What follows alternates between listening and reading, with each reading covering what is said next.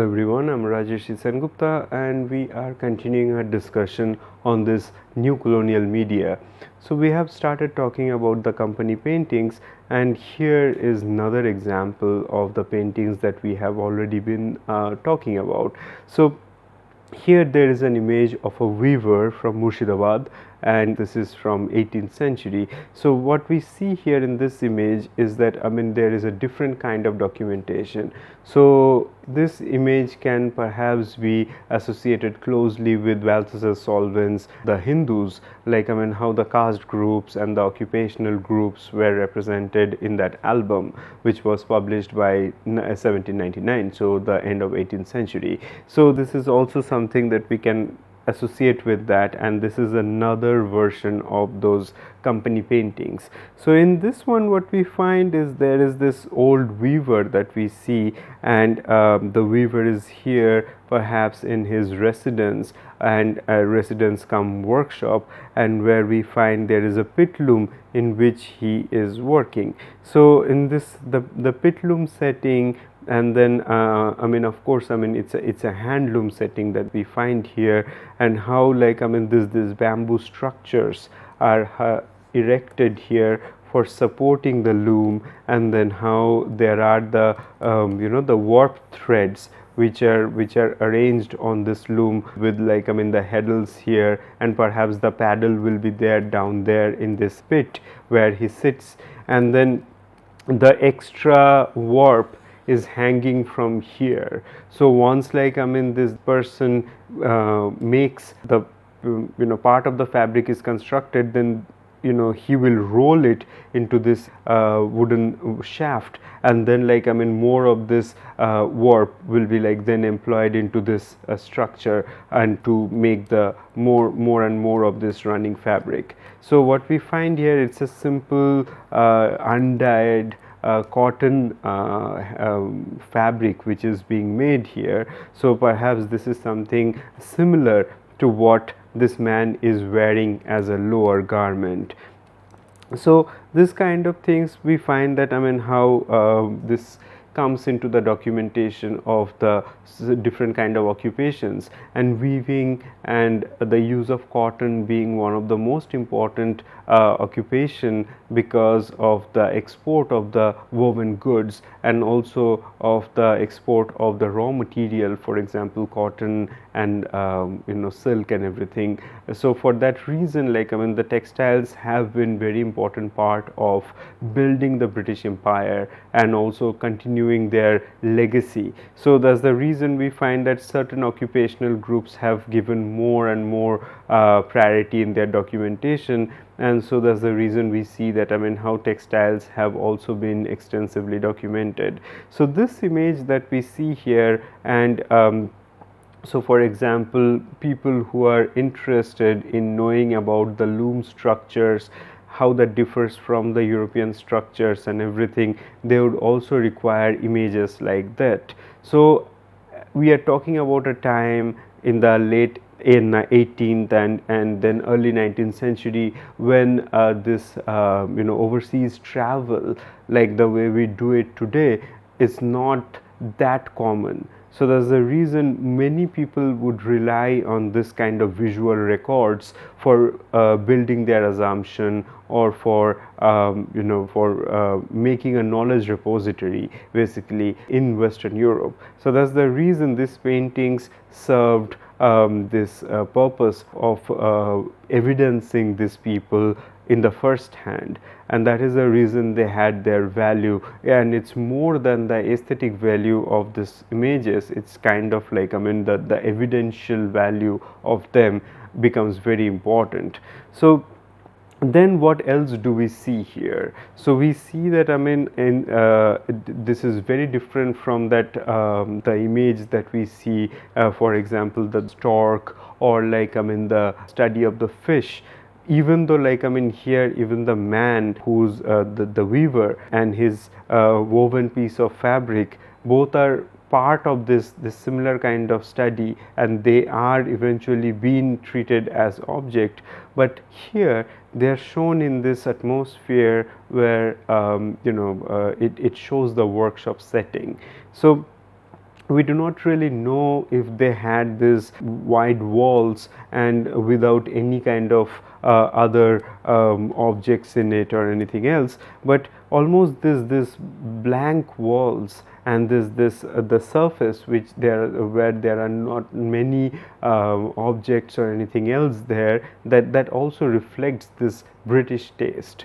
So in a way that, I mean, we can think about it, that how the neutrality in the background, something that we have seen in the image of the fish, image of the stork, and as I have already mentioned, that neutrality is it's a constructed idea, nothing is neutral. So that idea is also implied in to certain extent in this image as well, by keeping the wall completely blank so that our attention falls on the weaver as well as this the entire diagram of the loom.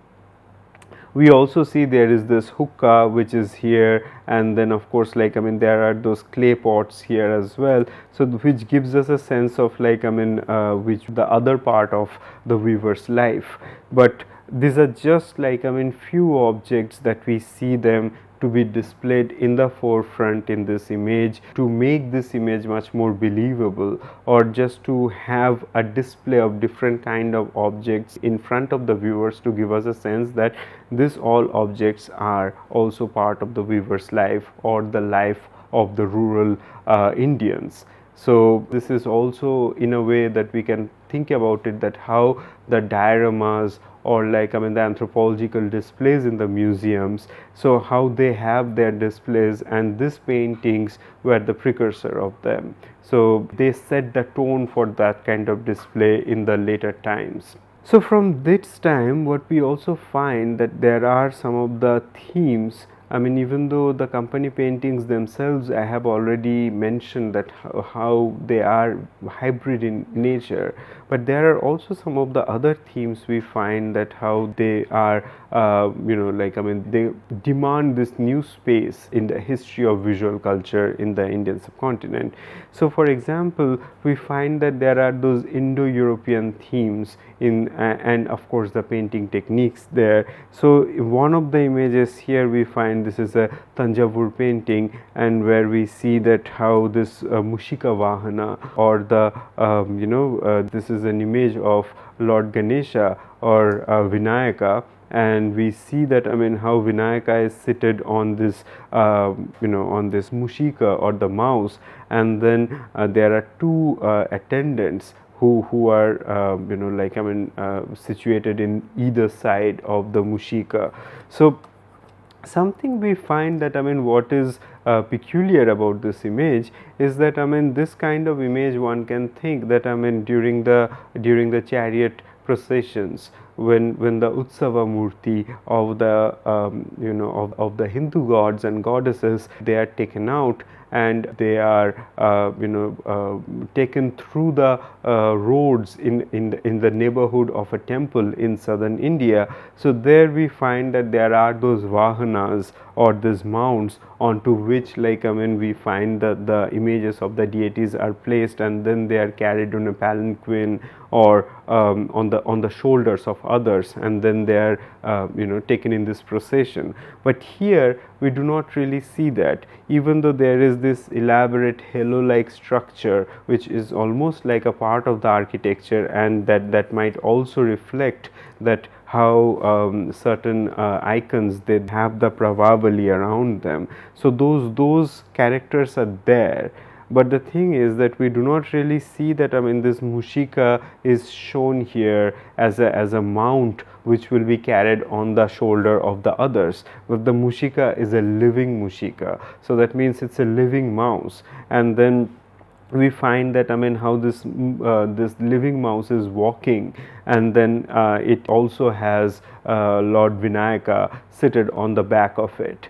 So if we think about it proportion, the proportion of the Mushika, and then, like, we compare that to these attendant figures who are presumably humans, So if we think about that, then like this proportion of the mushika would not make sense. So in other words, we can think that how this image is again a hybrid, that it brings together different kind of references, that it can have reference of the chariot procession that takes place, and Tanjavur and some of the other cities in the Kaveri Delta are known for those chariot processions. So of course, that all over Tamil Nadu, these chariot processions are very well known.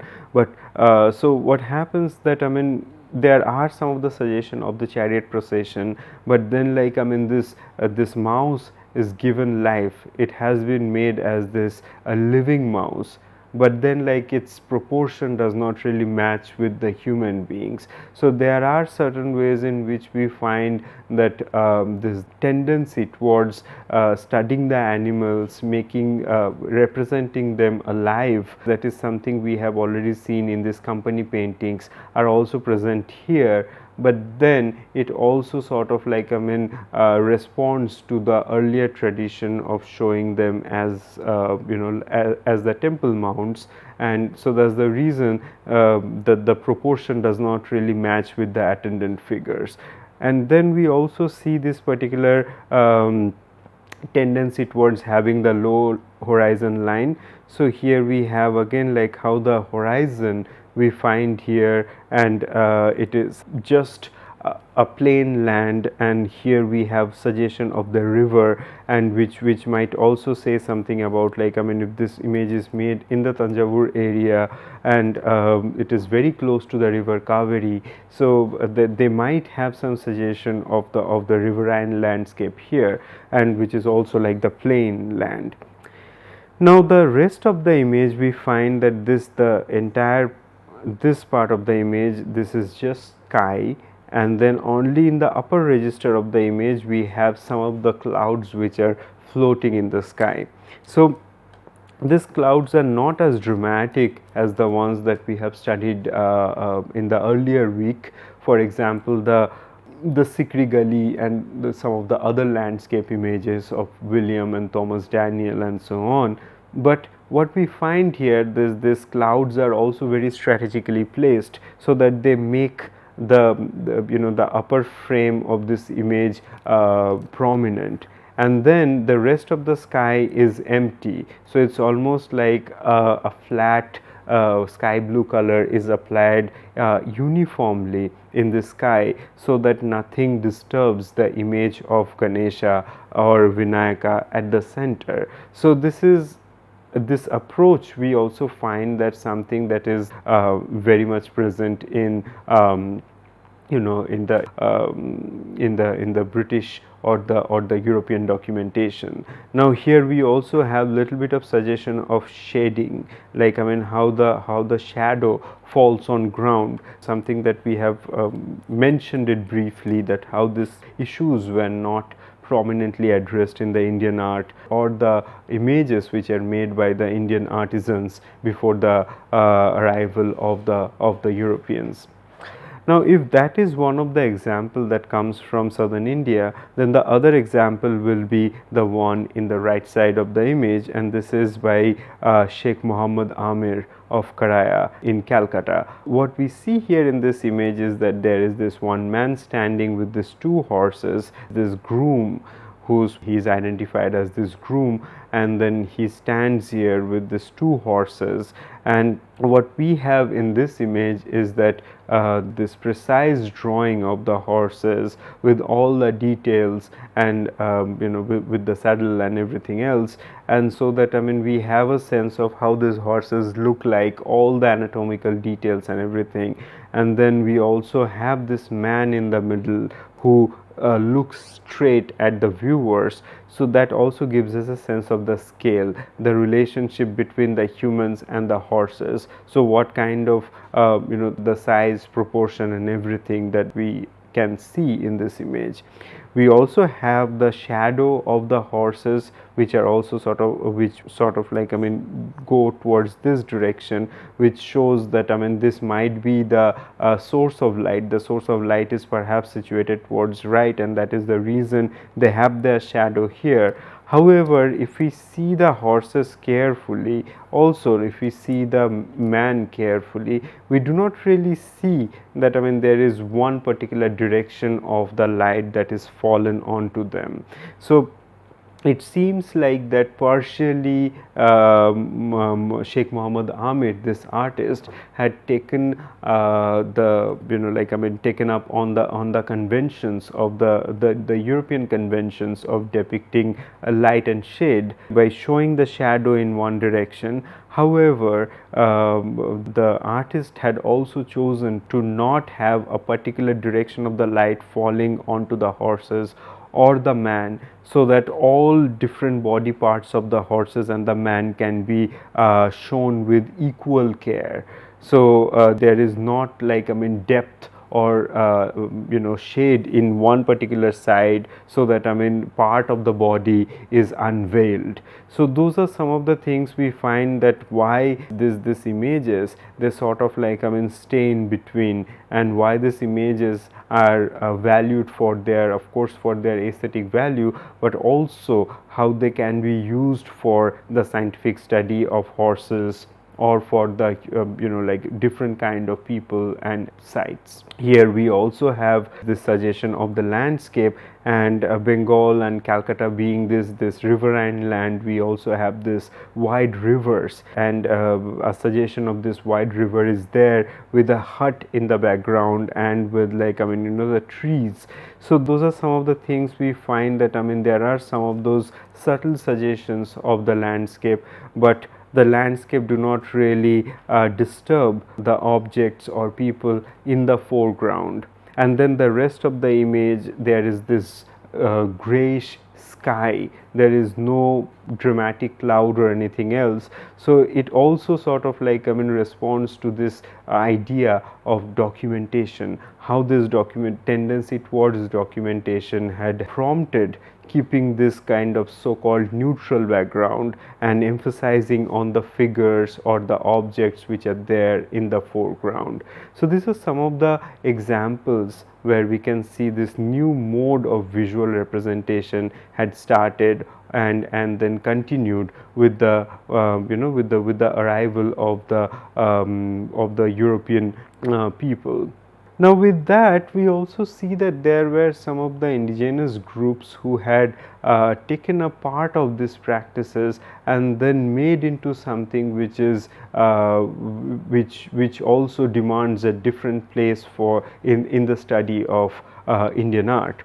And one of those kind of studies, one of those kind of practices would be the practice of making the Kalighat paintings. So Kalighat painting, as I have briefly mentioned in the earlier lecture, that how Kalighat painting is a particular kind of painting that flourished near the temple dedicated to goddess Kali in Calcutta. So today the temple dedicated to goddess Kali that stands in southern Calcutta by the bank of this canal Adi Ganga, and there we have this temple which is dedicated, and in this image we find this chala roof, this hut roof temple, that is also something that is celebrated in Bengal and very typical of Bengali temples. So something that we have here, so it's a representation of the temple itself, and then we see that the goddess Kali, she is enshrined in this temple, and this particular form of goddess Kali that we have here is also you know, specific to this temple. So in that way we have that the specificity of the Bengali architecture, the temple architecture, as well as the specificity of goddess Kali from this particular temple represented in this image. Now, what is Kalighat painting? Now, Kalighat painting are so when this temple dedicated to goddess Kali gained prominence, I mean, it had been a very important site of devotion, and for that reason, Bengali Hindus would visit this site from different parts of Bengal. And so for that reason, there were the the rural potters and the idol makers, they have arrived from different parts of Bengal, and they have settled near the Kali temple, because there are many devotees, and then there are travelers and people like them. They would travel to the Kali temple, and many of them would like to carry some kind of souvenir items from their journey.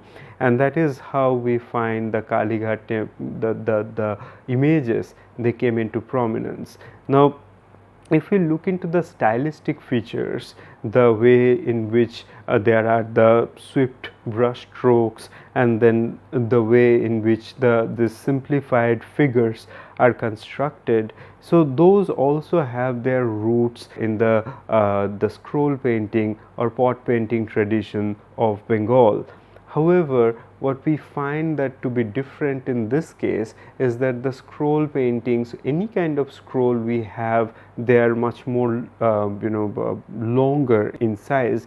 So the scroll paintings are usually, they are always rolled, so part of it will be unrolled, and then the storytellers would narrate the story, they will roll it, and then the other part of the scroll will be unveiled. So this is how we find that, how certain how those, the format of the images, those were different in terms of the Kalighat paintings. So since the Kalighat paintings were predominantly made as souvenir items, that so that the devotees can carry them home, that's the reason they were made mostly in these rectangular pieces of paper. So in these rectangular pieces of paper, we have some of the themes. For example, the themes can be related to Hindu devotion. The themes can also be related to some of the other issues, for example, the societal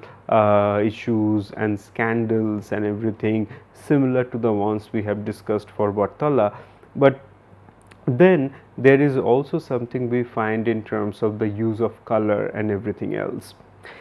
If we see in this image the way in which all these forms are created, hardly we see that there are any initial drawings. So in many cases, in some cases there are drawings of some initial drawings that is found, but mostly what we find that the direct brushes dipped in color are used for making the forms. And what kind of color we are talking about? So here we are talking about this British watercolor, the watercolor which were manufactured in the industry, and then those are widely available in the market. So previously for the Bengali scroll painters in the rural Bengal, we find that they always prepare their color from the vegetal and mineral sources, and then those are then the plant based gum, like the gum acacia or things like that, those are added to the color, and then that is applied onto the paper surface, so that this opaque color is achieved. In this case, we find that this watercolor that is produced in this industry, and that is easily and cheaply available in the market. So that is now being used by the Kalighat painters, and that is the reason this transparency is there, which was not there earlier. The other thing is also the paper. So if we see some of the edges of the paper here, one can see that how frail and thin these papers are as compared to the papers we have studied in terms of the miniature paintings and so on. So these are again mill-made papers. The mill-made papers, those are like the newsprint papers. Those will be used for printing newspapers.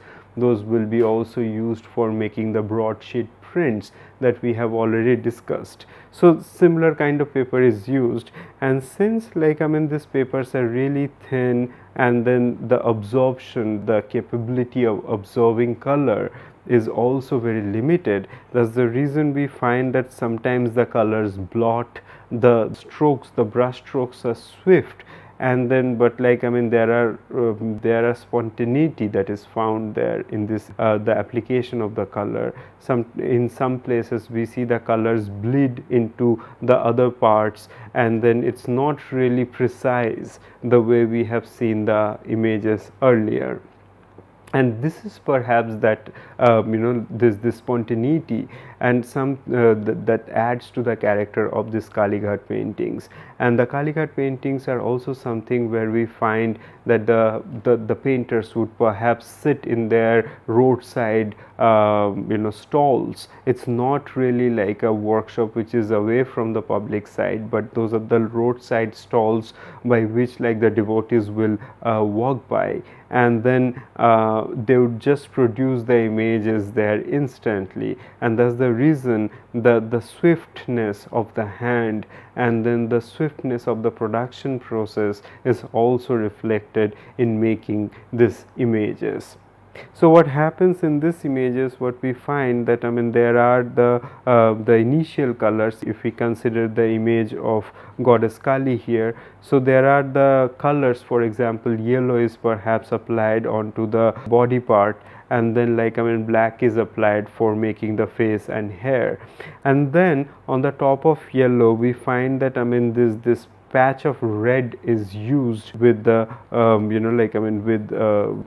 course with the swift brush strokes. And that's the reason there is this superb use of modulation of the body that had been given to these images. So this modulation of the body, we do not really find that in the opaque watercolor, because in opaque watercolor we cannot really have this kind of this vignette effect which can be achieved in the watercolor technique. So something that I have already mentioned, that how this the technique of making these images and the particular colors, they contribute to the final images. That is something we see here in this image as well. So then when we have this initial patches of color, and then more colors are added, the darker colors will be added in the later stage, and at the end in some of the images we find that this opaque white or silver color is added. So for example, here the way we see the ornaments are being drawn, and then this crown is also drawn, and then some of these wavy lines here suggesting the creeper motifs in the temple, those are being drawn. So those will be added at the end, and only for this particular purpose we have the opaque color, so the opaque white or the silver color that is added at the end for adding to this ornaments. So these are some of the characteristic features we find in the Kalighat painting. Now we'll continue on this discussion on the paintings, their characters and the technicalities in the next lecture. Thank you.